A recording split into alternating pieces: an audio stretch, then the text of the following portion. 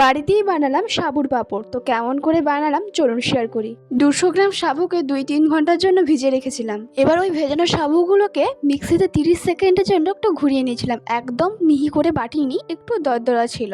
এবার ওই সাবুগুলোকে একটা পাত্রে ঢেলে নিয়েছি। ওই পেস্টের মধ্যে দেবো এবার জলটা একটু দেখেই দিতে হবে, কারণ ধরুন আমি 1 বাটি সাবু ব্যবহার করলে ওর মধ্যে দেবো 2 বাটি জল, মানে যত কাপ সাবু ব্যবহার করব তার দ্বিগুণ দিতে হবে জল।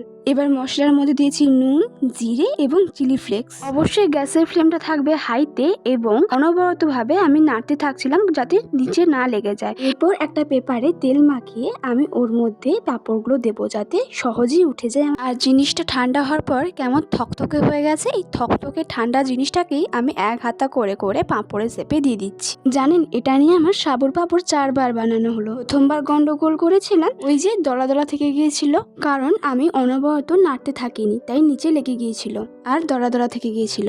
আর দ্বিতীয়বার গন্ডগোল করেছিলাম পেপারে তেল না দিয়ে পাঁপড় দেওয়া। আর এই পাঁপড়গুলো আমার বানানোর জন্য আমার 3 দিন সময় লেগেছে। আমার পাঁপড়গুলো 2 দিনের দিনই উঠে গিয়েছিল, 3 দিনের দিন তাও আমি একবার রোদে দিয়েছিলাম ভালো করে। একটু কাঁচা কাঁচা থেকে গিয়েছিল, আমার মনে হয়েছিল। 2022 থেকেই আমার পাঁপড় বানানোর জার্নি শুরু হয়। আমি যে শুধু সাবু পাঁপড় বানানোর চেষ্টা করেছি সেটা কিন্তু নয়, চাল ও আলুরও করেছি। টুকটুক করে তো ভেজেও নিচ্ছে। আর এদিকে দেখুন আমার পাঁপড়গুলো কেমন খাস্তা হয়েছে।